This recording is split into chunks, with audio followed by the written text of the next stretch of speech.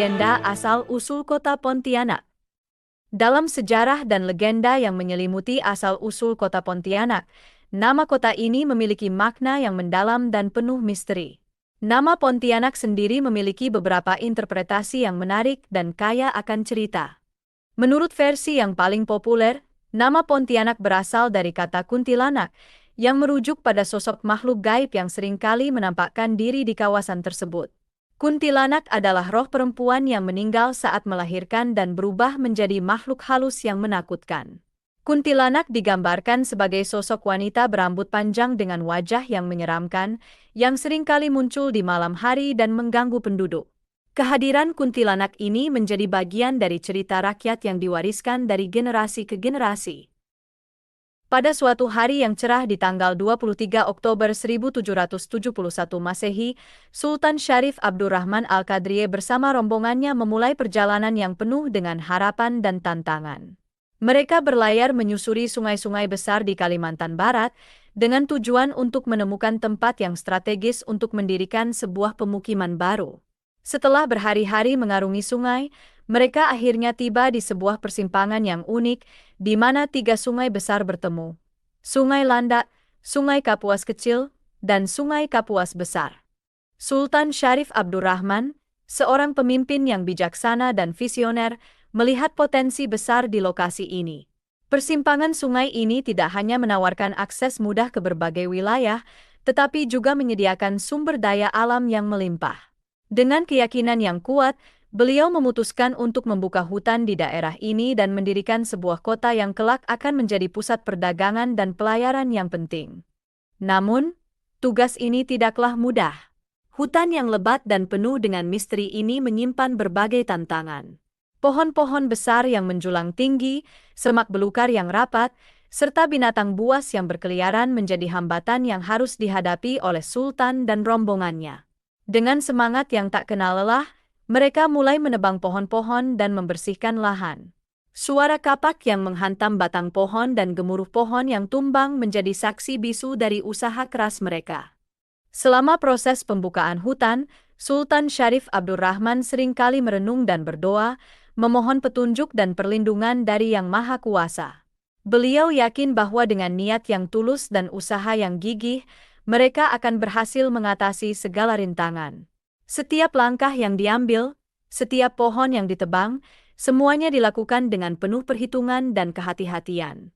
Setelah berhari-hari bekerja keras, akhirnya mereka mulai berhasil membuka lahan yang cukup luas untuk mendirikan pemukiman.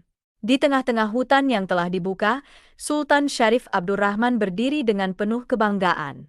Beliau melihat ke sekeliling, menyaksikan hasil dari kerja keras mereka.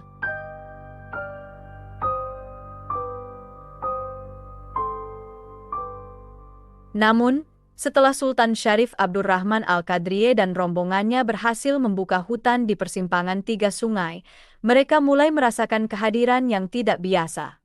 Malam-malam di hutan itu seringkali diwarnai dengan suara-suara aneh dan penampakan yang menakutkan. Menurut legenda, sosok kuntilanak seringkali muncul dan mengganggu mereka. Kuntilanak, makhluk gaib yang dikenal dalam mitologi Melayu, digambarkan sebagai sosok wanita berambut panjang dengan wajah yang menyeramkan. Sultan Syarif Abdurrahman, meskipun seorang pemimpin yang berani dan bijaksana, tidak bisa mengabaikan gangguan ini. Setiap malam, suara tawa kuntilanak yang melengking dan bayangan putih yang melayang-layang di antara pepohonan membuat para pekerja merasa ketakutan. Mereka mulai merasa cemas dan khawatir, takut bahwa kehadiran makhluk gaib ini akan menghalangi usaha mereka untuk mendirikan kota. Sultan Syarif Abdurrahman kemudian memutuskan untuk mengambil tindakan. Dengan keyakinan dan keberanian yang luar biasa, beliau memerintahkan untuk menyiapkan meriam. Pada malam yang gelap dan sunyi, Sultan berdiri di tengah hutan dengan meriam yang telah siap ditembakkan. Beliau mengarahkan meriam ke arah suara-suara aneh yang seringkali terdengar. Dengan doa dan harapan agar gangguan ini segera berakhir, Sultan Syarif Abdurrahman menembakkan meriam tersebut. Suara ledakan yang keras menggema di seluruh hutan, menggetarkan pepohonan dan mengusir keheningan malam. Proyektil meriam melesat dengan cepat, menembus kegelapan dan mendarat di suatu tempat yang jauh. Setelah tembakan meriam tersebut, gangguan kuntilanak mulai berkurang. Para pekerja merasa lebih tenang dan bersemangat untuk melanjutkan pekerjaan mereka. Sultan Syarif Abdurrahman kemudian memutuskan untuk mendirikan kota di tempat di mana proyektil meriam itu mendarat. Tempat tersebut dianggap sebagai lokasi yang telah dibersihkan dari gangguan makhluk gaib. Kota yang didirikan di tempat tersebut kemudian dinamai Pontianak, sebagai pengingat akan gangguan kuntilanak yang pernah mereka alami. Nama Pontianak sendiri berasal dari kata kuntilanak, yang menggambarkan sosok makhluk gaib yang seringkali muncul di kawasan tersebut. Meskipun demikian, kota ini terus berkembang dan menjadi pusat perdagangan yang penting di Kalimantan Barat.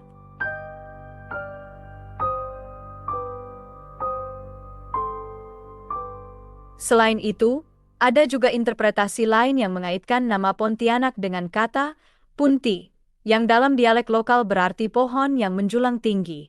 Pohon-pohon besar yang tumbuh di sepanjang sungai-sungai di kawasan tersebut menjadi ciri khas dari daerah ini. Nama Pontianak kemudian dianggap sebagai penghormatan terhadap alam dan kekayaan alam yang ada di wilayah tersebut. Nama Pontianak kini tidak hanya dikenal sebagai nama kota, tetapi juga menjadi simbol dari sejarah dan legenda yang kaya akan cerita.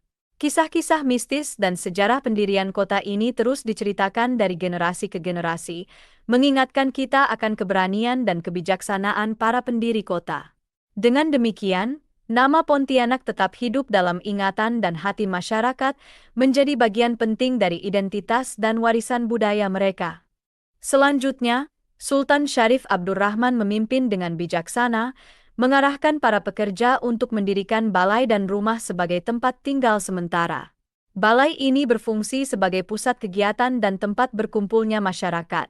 Di sini, Sultan seringkali mengadakan pertemuan dan memberikan arahan kepada para pengikutnya. Rumah-rumah yang didirikan juga menjadi tempat berlindung dari cuaca dan binatang buas yang masih berkeliaran di hutan. Pada tahun 1192 Hijriah, Sultan Syarif Abdurrahman dinobatkan sebagai Sultan Pontianak pertama.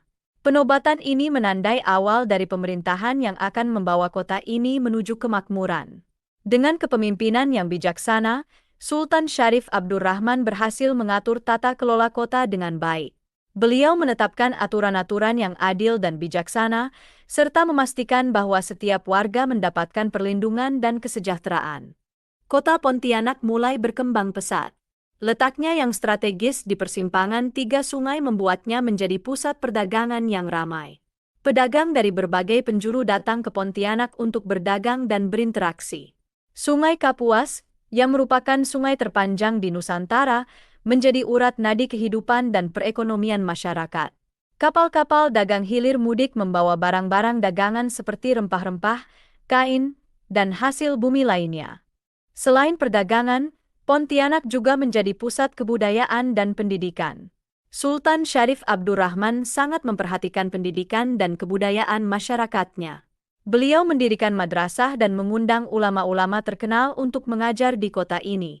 Dengan demikian, Pontianak tidak hanya berkembang secara ekonomi, tetapi juga menjadi pusat ilmu pengetahuan dan kebudayaan. Keberhasilan Sultan Syarif Abdurrahman dalam mendirikan dan mengembangkan kota Pontianak tidak lepas dari kerja keras dan kebijaksanaannya. Beliau selalu mengutamakan kepentingan masyarakat dan berusaha untuk menciptakan lingkungan yang aman dan sejahtera. Dengan semangat yang tak kenal lelah, beliau berhasil mewujudkan impian untuk mendirikan sebuah kota yang makmur dan berpengaruh.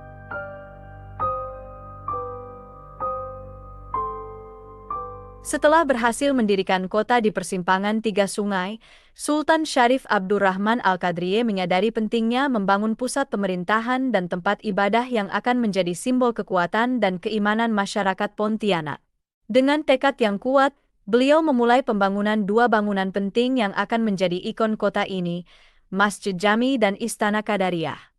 Masjid Jami, yang kini dikenal sebagai Masjid Sultan Syarif Abdurrahman, didirikan sebagai tempat ibadah utama bagi masyarakat Pontianak.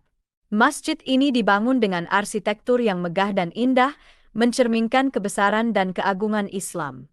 Sultan Syarif Abdurrahman sendiri terlibat langsung dalam proses pembangunan masjid ini, memastikan bahwa setiap detailnya sesuai dengan nilai-nilai keislaman.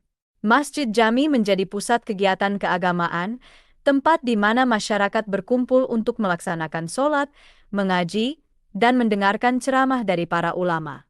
Di samping Masjid Jami, Sultan Syarif Abdurrahman juga membangun Istana Qadariyah sebagai pusat pemerintahan dan tempat tinggal keluarga kerajaan. Istana ini dibangun dengan gaya arsitektur yang khas, menggabungkan elemen-elemen tradisional Melayu dengan sentuhan seni Islam. Istana Qadariyah tidak hanya berfungsi sebagai tempat tinggal, tetapi juga sebagai pusat administrasi di mana Sultan mengatur pemerintahan dan menerima tamu-tamu penting dari berbagai penjuru. Pembangunan Masjid Jami dan Istana Qadariyah menjadi tonggak penting dalam sejarah Pontianak. Kedua bangunan ini tidak hanya menjadi simbol kekuatan dan keimanan, tetapi juga menjadi pusat kegiatan sosial dan budaya masyarakat.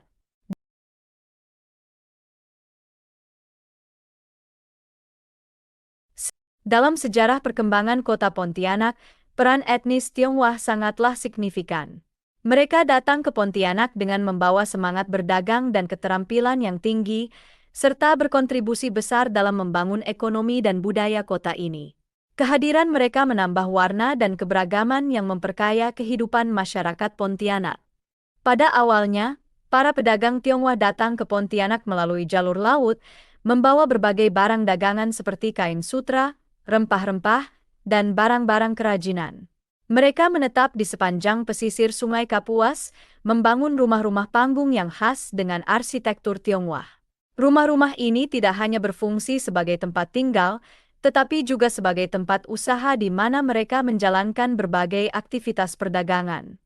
Para pedagang Tionghoa dikenal dengan keuletan dan ketekunan mereka dalam berdagang. Mereka membuka toko-toko dan pasar-pasar yang menjual berbagai barang kebutuhan sehari-hari. Keberadaan mereka menjadikan Pontianak sebagai pusat perdagangan yang ramai dan makmur. Pasar-pasar di Pontianak selalu dipenuhi oleh pembeli yang datang dari berbagai daerah untuk membeli barang-barang berkualitas yang dijual oleh para pedagang Tionghoa. Selain berdagang, etnis Tionghoa juga berperan dalam mengembangkan sektor pertanian dan perkebunan di Pontianak. Mereka memperkenalkan teknik-teknik pertanian yang lebih efisien dan produktif, serta mengolah lahan-lahan pertanian dengan baik. Hasil pertanian dan perkebunan yang melimpah kemudian dijual di pasar-pasar, menambah kemakmuran ekonomi kota ini.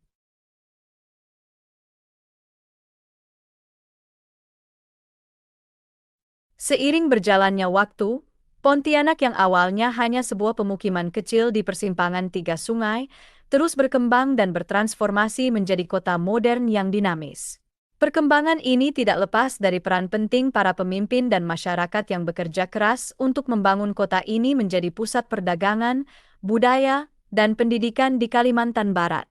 Pada awal abad ke-20, Pontianak mulai mengalami perubahan signifikan. Infrastruktur kota mulai dibangun dengan lebih terencana. Jalan-jalan utama diperlebar dan diperbaiki, memudahkan akses transportasi dan mobilitas masyarakat.